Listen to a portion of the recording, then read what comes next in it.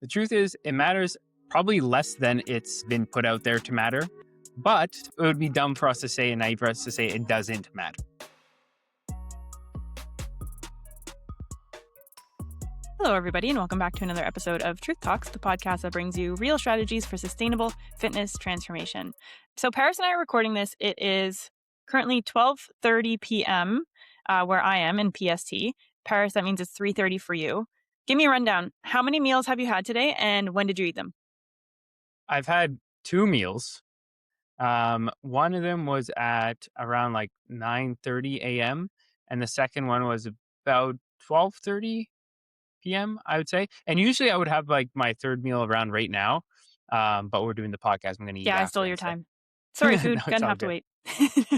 No, that's great. So I guess it's like kind of every 3 hours, right? Yeah, like right now, like when I'm in a fat loss phase, I'm slightly more fixed with my meal timing just because I like the predictability. So Mm-hmm. I'll typically eat at like 9:30. Then I'll go train if it's a training day, and then eat again at like 12:30. And then 3:30, and then like 6:30. Those are Nice. my kind of times right now, and then go to bed at like 9:30. Scheduled, right? Nice. I love Yeah, it. yeah. So How about yeah, I you? said it was like 12:30 for me, right? I actually had my first meal of the day probably about like 30, 45 minutes ago. I ate my protein oats, Okay. which is a little bit later, right? Like I'm not a huge, when I say breakfast, I love breakfast foods and eating breakfast, but I'm not a wake up and eat type of person. Like I've just never been like that. It's my personal preference. So I usually do, eat maybe around closer to 10. But now that I'm in a fat loss phase, I've actually kind of pushed my first meal back a little bit later in the day. It just helps me manage my appetite in the evening as well, Mhm. because I'm more of an evening eater. So yeah, I had my first meal just like 45 minutes ago. So it would have been like 11:45, noonish. I was just busy this morning. So, you and I are kind of on slightly different eating schedules and they work for us. But the reason we're talking about all this is because meal timing, right? Mhm. Time of when we eat. We just Yep. talked about our experiences today, but like, does it really matter? Or did we just spend the first 2 minutes of this podcast talking about nonsense? Well, that's what we're going to dive We're gonna into find today. out. We're going to find Yeah. out. Well, I just think like there are still so many myths surrounding meal timing, and people again, you said something before we even started that everybody's majoring in the minors, right? I love that Hmm. saying. And I think a lot of times with people's fitness journey, they do that, and they're stressing about these things, or putting so much effort and energy into these details that don't actually have the ability to really push the needle forward with progress. So Yeah. hopefully this is an example of one of them that we're going to kind of work through today, so it can give people a bit of peace of mind. Probably it's probably gonna give some peace of mind, and when it comes to meal timing. You nailed it. That's our main goal with this episode, is just helping people find peace of mind of like, don't stress about the things not worth stressing about. But also, spoiler alert, meal timing could have a time and place for people too, right? So Absolutely. hopefully we just give it the right amount of brightness in terms of the spotlight that it gets. So it's Yes. not stressful, but it also feels intentional. Totally. Awesome. So let's talk about why people do obsess about meal timing though, right? Because I've heard so many people talking about all these different reasons why the time of day where they eat should or should not matter or whatever it is, right? Where did this obsession come from? Like, why are we even having an episode where we're talking about meal timing? I think it just stems from a lot of myths surrounding this topic, and I can spit a few of them out there, but We're going to do some myth yeah. busting for sure today. But I think it's just, yeah, like things that have been kind of even started in the 80s that still haven't died in terms of the myths. That And have not yeah, died, not just because they have longevity, but because they actually have been disproven and probably should die, right? yeah, they no, Yeah, they yeah. should, they should Yeah, they definitely, should die, yeah. they have been disproven very Because much so. just to put it But out yeah, there are things from the 80s I love. 80s movies are like one of my favorite things. I hope those way never to die. dress. But Yeah, some things like nutrition, uh, let's say beliefs, because it's not science, that has been already busted, those can die. totally. Totally. Yeah. So I think that that's it. And then just like certain trends with certain kind of popular diets, depending on what year it is, we'll put more or less importance on the meal timing for people. Hmm. So that's Yeah. also a thing. I think in the last, I'm going to even say maybe even 10 years or so, like intermittent fasting's been one of those big trends, right? So many Yeah. people are into Used to intermittent be more fasting. popular, I'd say, like a few Yeah, years it's ago. died Yeah. down a little bit. I still see people talk about like, oh, I'm doing, what is it, 16/8, or, Yeah. like the different eating windows where it's like, oh, you eat between this hour and this hour and that sort of thing. And like, I am going to kind of group that under the meal timing consideration for today. So I think it is that combination of like trends and lingering myths. I think right now, though, where we're also seeing things kind of peak in terms of interest in this kind of stuff is there's this optimization culture, right? Of like, I have to optimize everything. And sometimes, like we talked about in our morning routines episode, about how Mhm. sometimes you don't need like optimization kind of hits a point of diminishing return. Like chasing that just becomes more stressful. And I think sometimes when it comes to meal timing, people think, okay, there's a precision aspect that I should be chasing, but whether or not that's actually practical or fruitful for that person is a whole Mhm. other ordeal. So I think really Totally. when we think about this meal timing consideration and why people obsess over it, it's the two things you said, like one, lingering myths, two, trending fads like intermittent fasting. And then I'm going to add in the just optimization culture, people who want to do everything in their power to make things as precise as possible. Totally. Totally. Should we talk about the context first of like what context we're talking about today for meal timing? Yeah, like when you eat during the day and maybe how many times, I Yep, guess. yep. I'd say like anything that has to do with when you eat, timing between meals, frequency, like you said. So anything that's related to time and when you Yeah. eat. So when it comes to nutrition and meal timing, for our purposes today, what we are focusing on is primarily body composition.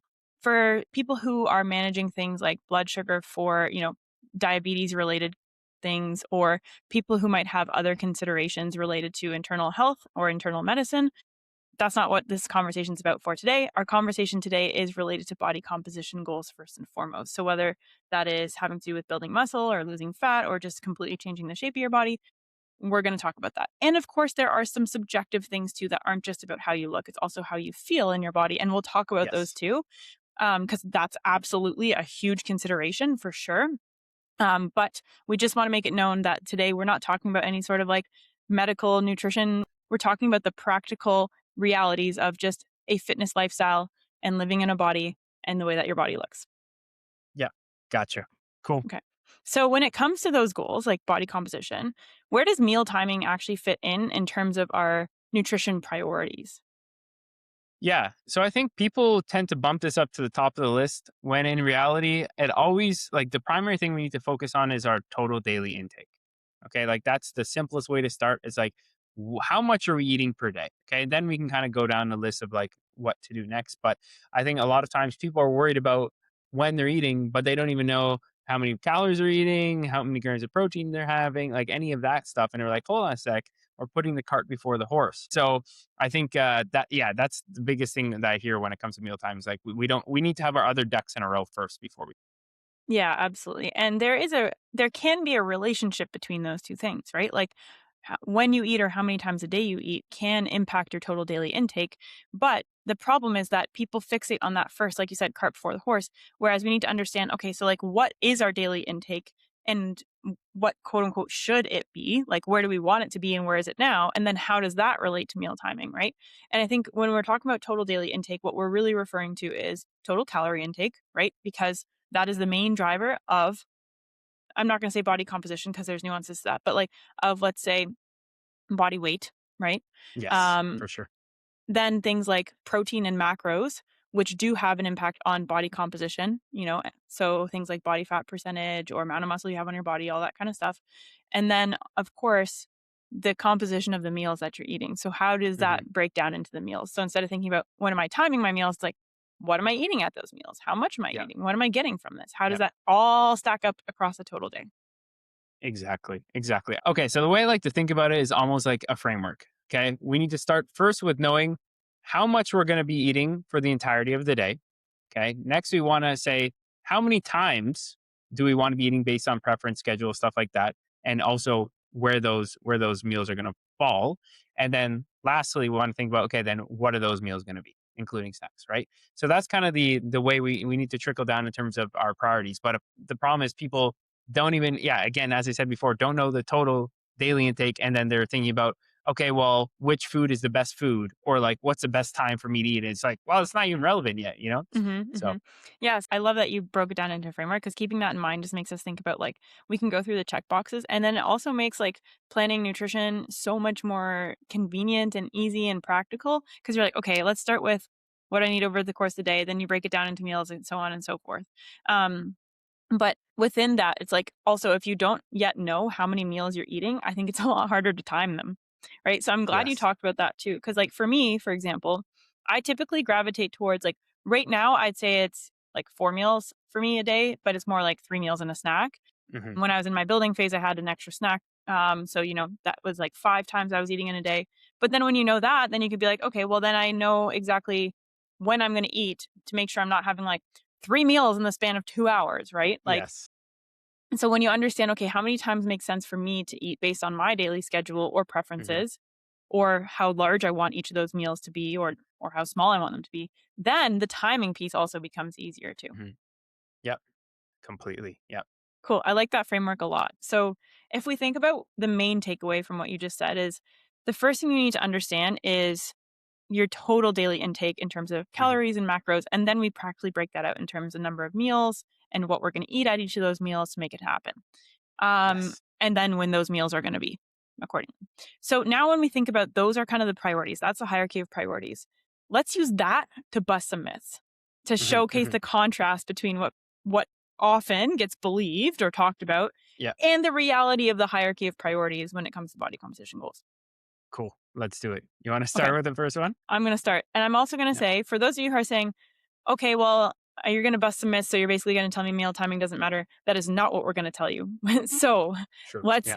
not forget that there's going to be a subsequent section where we talk about the things you actually might want to be attentive to when it comes to meal Yes. timing. Totally. But first, let's bust those myths because that's really where this conversation started. I think the first one, do you want to go with the first one or you want me to say it? Go for it. Yeah. Okay. The first one has got to be the late night eating one. Yeah. That if I was gonna you say that one first too. Yeah. Yeah. It's because we both care so much about it. Okay, the idea that if you eat after whatever time, 6 p.m., 7 p.m., 8 p.m., 9 p.m., if you eat after that time frame, you are going to be more likely to gain body fat. Totally, totally false. Because yeah, it's so wrong. And yeah, choose your time. Sometimes people say 6, 7, 8, whatever, and That just it's proves in itself that it's not worth yeah, anything that's because, not even a thing. Like yeah, some, what is yeah. somebody just one day decided, all right, let's just choose this time. Don't eat past it, whatever. Right. And it's funny because a lot of people will say like, oh, the reason why I'm not losing weight is I've been eating past whatever time, and it's like, well, not really. The reason What why happens if you people, change time zones? Just got to say. If I oh change, yeah, right? if Like you come imagine you're visit like, an EST, does that number change? yeah, so next week when I'm in Ontario, or whenever this comes out, I might already be back from Ontario. But, if I were to go to Ontario and all of a sudden I'm in a different time zone, does that mean I got to stop eating at a different time because my body clock is based on PST? I don't know. I don't know. Maybe we'll find out.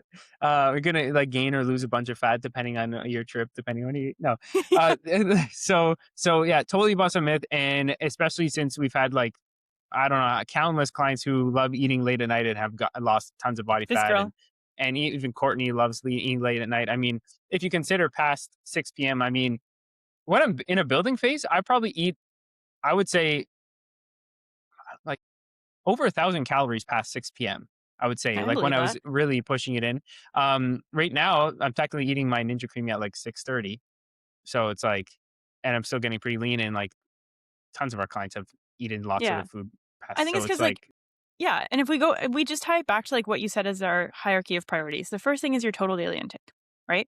So if you are eating past 6:30 p.m., but you're staying within your total daily intake or 7:30, whatever time we pick, it really doesn't matter. It really doesn't matter. And I will say, I bet you somebody who listens to this, because I've heard it from people before, including some clients when they start out with us, they'll say, but well, I'm going to bed after, so I'm not burning those calories. So doesn't it make sense that I'd store them as body fat? We need to remember two things. The storage doesn't happen necessarily on a very acute timeline, right? It's not like immediate.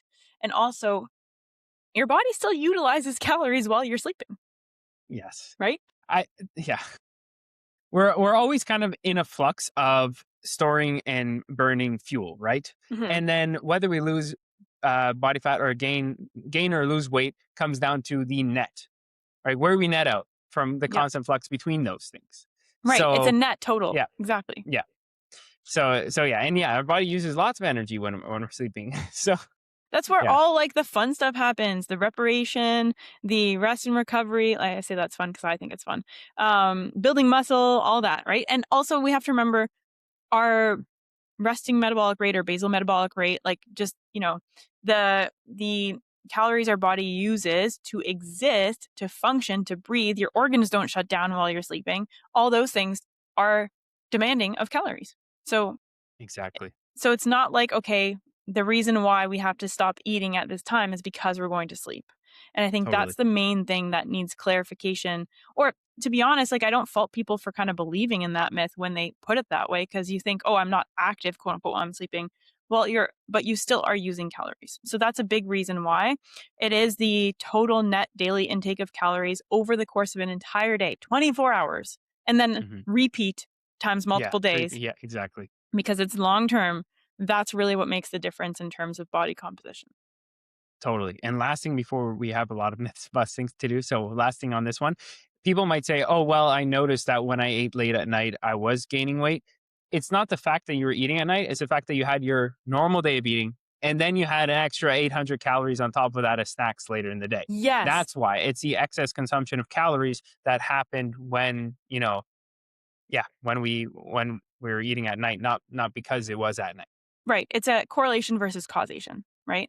It's not I ate at night, therefore I gained weight or I put on extra body fat. It's when I eat at night, I tend to go in a calorie surplus and it's a habit that continues over time and I eat more calories and therefore I ended up putting on some body fat, right? I do think I'm a big fan of allowing people to eat at night because Yeah. allowing it's not a permission thing and Yeah. encouraging people that if they want to, they eat at Yeah. night because that's what I do, right? Mhm. But also, I do have some clients that know that eating at nighttime is triggering for them in terms of they'll choose higher calorie density foods at that time period, or they know that once they start, they can't stop. So there is an impact on their calorie intake. And so for those clients who are actively trying to manage their calorie intake right now and moderate it, then we have set some boundaries in terms of not eating late at night. But it's not because inherently of the time of day, it's because of the behaviors that it unlocks Totally. for them Yeah.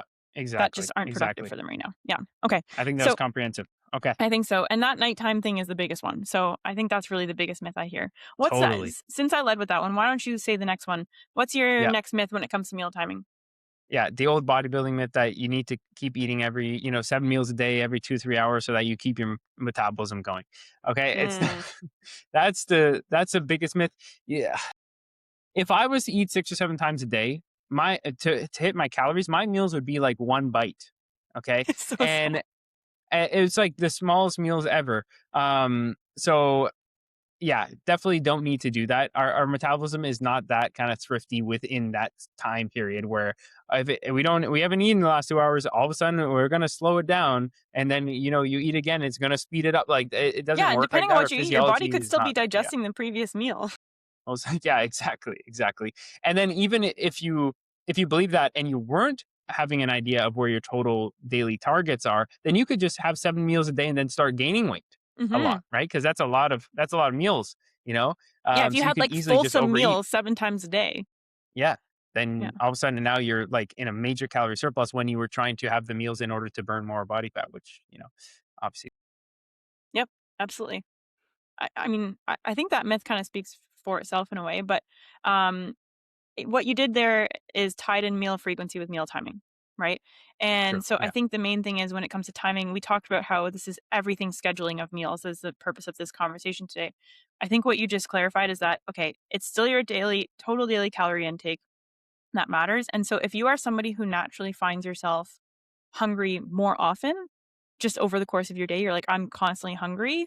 And like, okay, I'm going to put an asterisk because there's a lot of considerations Hmm. I would want to Hmm. unpack with that statement. But maybe having more frequent meals does make sense for you. But if you're somebody who's like, oh, I'm so busy, or I just like, I eat really big meals and that just sustains me for a long time, Hmm. then there's no reason why you all of a sudden should try to force fit eating more frequently, right? Yeah. Exactly. Yeah, Exactly. because at the end of the day, it's your body composite.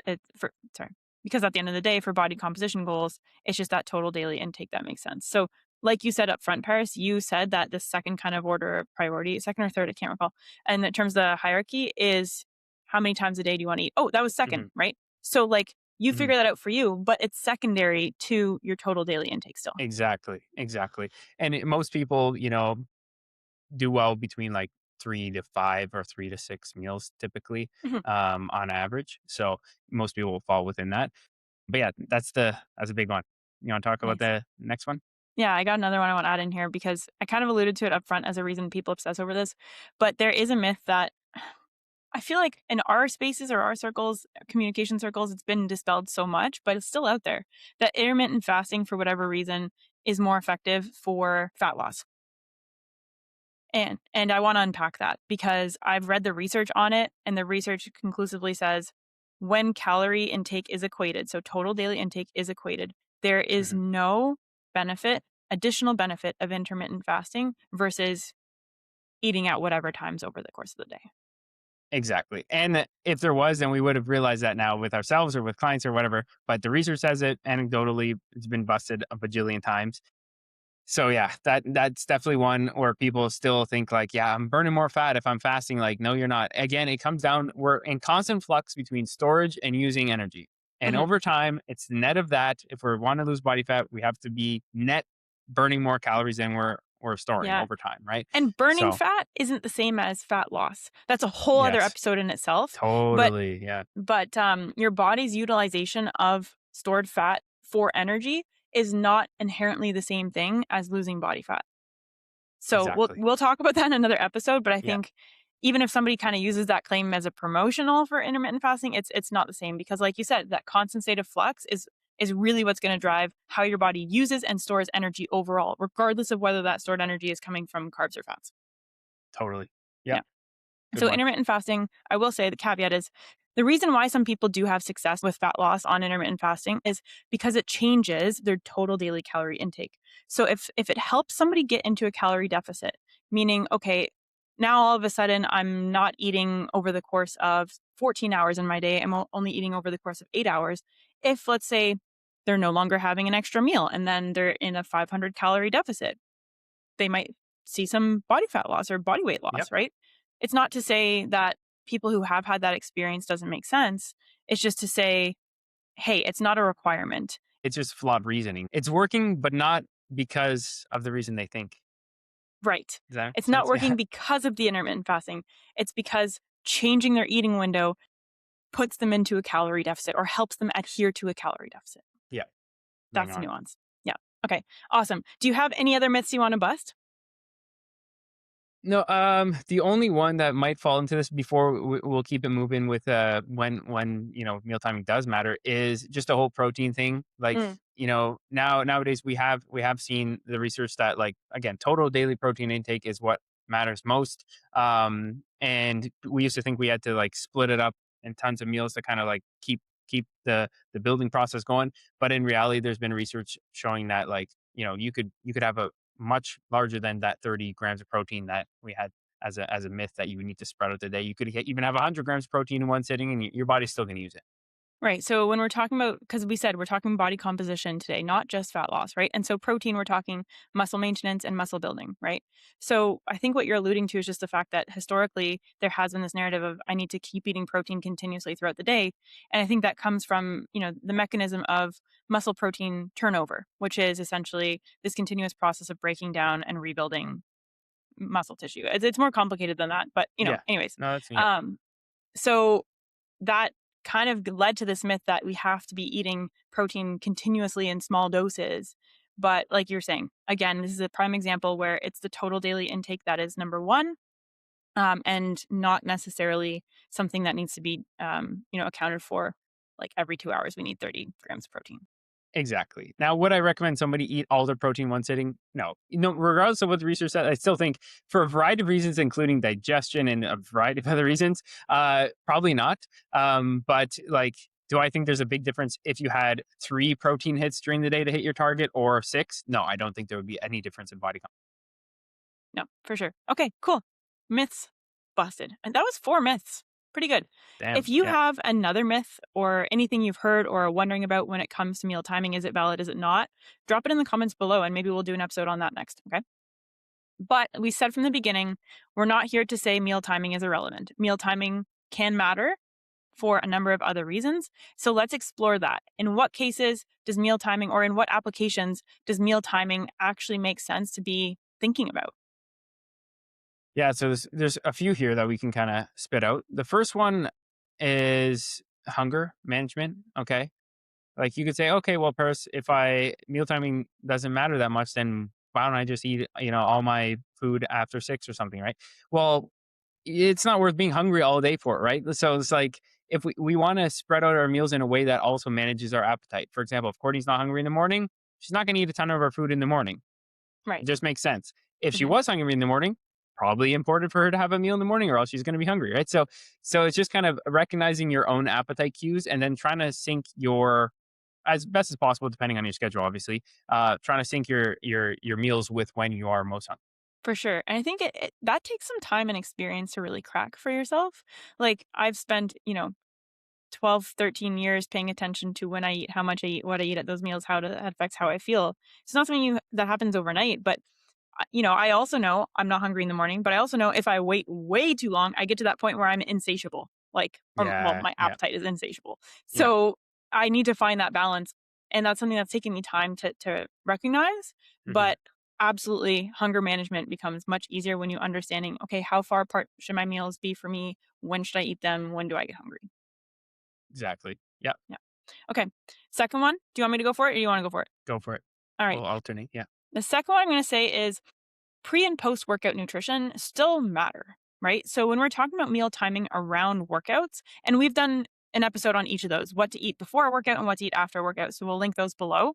It does still matter, right? And it's, it has been somewhat disproven that like we don't need to slam a protein shake 30 seconds after racking the weights. Not Hmm. in that way, but if you do want to make sure you're fueling for your sessions and you're also recovering from your sessions properly, then the composition of your meals and the timing of your meals both Hmm. do matter for maximizing kind of the inputs and the outputs of your training sessions.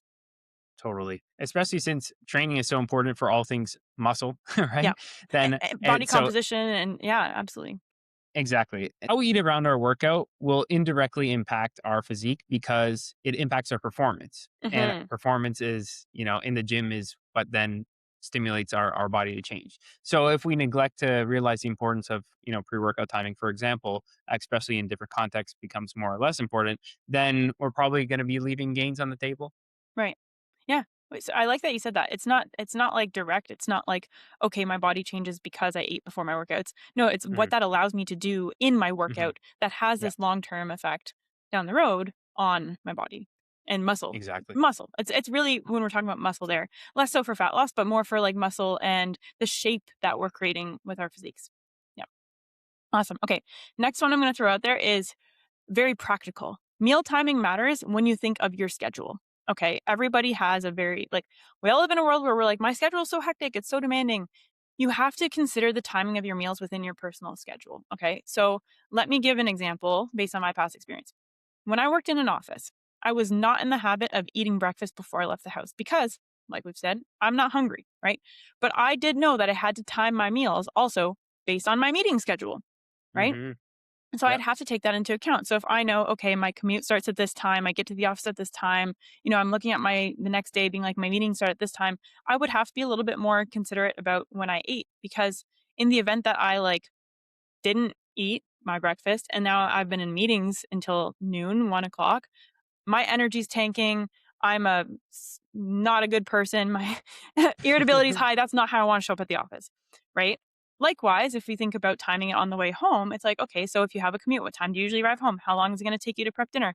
Like, I think making sure that when you are thinking about the meal timing that makes sense for you, when you eat and how many times a day you eat, you Hmm. do need to really, really actively think about what your typical schedule looks like.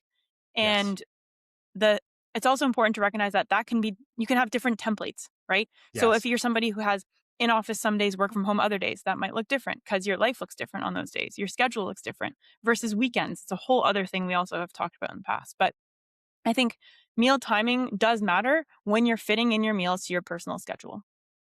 100%. 100%. And you probably have between like 1 and 4 variations of how your day is gonna go typically. Like, even when I worked in sales and you're like, "Oh, well, I have calls at a bunch of different times." It's like, yeah, but, like, still there's some sort of, rough structure to it, and then you just kinda shift things around. So, I think what this really comes down is to, as Courtney said, having a template that you can almost copy and paste depending on what type of day you have, Hmm. and really finding what that looks like for you.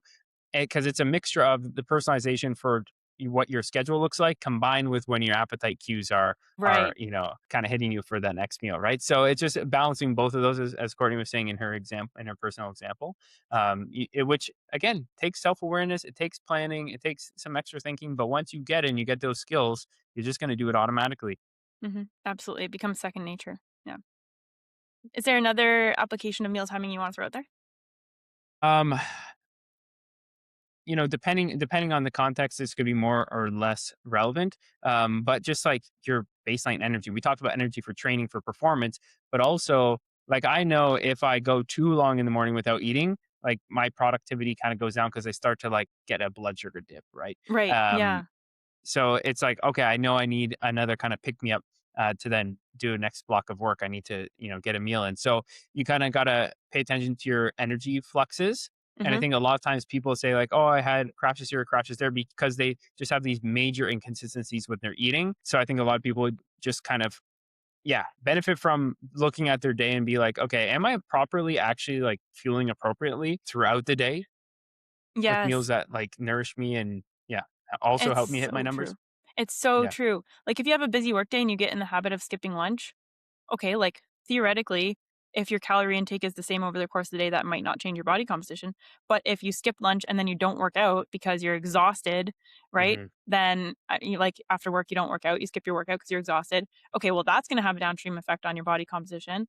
And also, you're going to feel miserable, right? Like you're not going to, like you said, you're not going to be productive at work, all those things. So there is, sure, there's the downstream effect of your energy levels affect your body composition for sure, but at the same time, it's just how you want to exist in your life, which obviously matters a ton, right? Hmm. I feel that for me, like if I go a long time without eating, I actually will feel brain fog before the physical like tummy hunger. Mhm, You know what I mhm, mean? mhm. Yeah, And that's usually my sign or my cue to be like, I got to go eat something. yeah, Yeah. totally. Yeah. And something, very nuanced that I'll just touch on very quickly is a lot of people that get in the habit of, like, really backloading their food later in the day when they're in a fat loss phase, like, because they want this big feast. Sometimes you even subconsciously, you end up moving less during the day. Mm, So your overall daily expenditure actually goes down because your subconscious movement you're sorry, neat. your need goes down, right? Your non-exercise activity, which we've talked about in other episodes. So you might not even realize it, but you might be fidgeting less or sitting down more, and then all of a sudden you're burning considerably less energy than you otherwise would have if you just consistently fueled throughout the day. So sometimes playing that game of like really backloading your food could actually be shooting you in the foot in a fat loss phase. Yeah. That's a really good point. So when we're there, like the energy isn't just about how you feel. It also does relate to your body composition goals. Yeah. Right. Yeah. I love it. 100%. Yeah. Awesome. There's one more I'm going to throw out there around when meal timing matters, which is just, I think we talk so much about structure, right? And consistency, and we use this language all the time. But what does that look like in practice? Well, it looks like having a sustainable way that you move through your life day to day. You have eating routines. Okay. And when you have eating routines and okay, just like you started this episode, you're like, I typically eat at this time, this time, this time, this time. That makes it so much easier for you to be consistent with your total daily calorie intake, with Yes. your daily energy levels, with consistent hunger cues, with Hmm. predictable results. All of those things get easier when you have that structure that is built for your life Hmm. and sustainable for your Exactly. routines. Yeah. So, and that's another way you get peace of mind. It's like, okay, I just know I eat at these times. And then you're not being there like, should I wait another hour? Should I eat now? I don't know. You know? I don't want any thinking, any decision fatigue. And listen, those times and how many meals and all that stuff and composition will change depending on what phase I'm in and also the season of life that I'm in and my schedule. But for the time being, that's my set it and forget it protocol for this phase at this point in time in my life. Yep. And what that does is it allows me to again have so much predictability with all those things Courtney mentioned, and just remove so much thinking off my plate. Like a lot Yeah. of times, I'm just swiping and clicking on Chronometer, the food tracking app, copy yesterday's meal, and then Mhm. slightly adjusting it. Like Yeah. 5 seconds, done. You know, so Absolutely. Absolutely. So we started this episode by saying we wanted to give people peace of mind when it comes to meal timing. What we've done hopefully is recognized how much mental energy should you be giving it, right? And where does it fall on the priority list? And then yes, also how actually giving the right amount of thought to your meal timing can also give you peace of mind yes, with how you move through your day. So I think we totally. sandwiched this episode with peace of mind. Sweet. Wow. Awesome. Love it. Just like that. Okay. How was that for a little segue into our conclusion there? Awesome. Okay, so if you had to have like a closing remark or key takeaway from this episode, what would it be? The key What's the truth takeaway, about sorry, I'm gonna throw this out there. What's the truth about meal timing? the truth is it matters probably less than it's, been put out there to matter, but it it would be dumb for us to say and naive for us to say it doesn't matter. Mhm. Yeah. There's a number of reasons why it does matter, but it's important to put those into the context of why do those reasons matter Hmm. and not blow them out of proportion so that you're stressing about am I eating at 6:59 or 7:01? Yeah, yeah. Right? So hopefully we did a good job of like dispelling the myths and giving you the right ways to think about meal timing that could make sense for your life. Hmm. Totally. Alrighty. Anything else to add or you want to wrap it up there? Let's wrap it up like Perfect. a So burrito. oh, I love burritos. When can I what time does it make sense for me to eat a burrito? I gotta figure that out next. Okay, so like a burrito that we love, we're gonna wrap up this episode. If you have any considerations around meal timing for yourself, how's it going? Do you need help figuring out your ideal meal timing? Are you looking for structure around meal timing? Let us know. Hit us up on Instagram or drop a comment below, and we would love to chat more with you. We help people figure out the right meal timing for them all the time. Without further ado, we will leave you for this week, and we'll be back in your feeds with another episode of Truth Talks next Monday.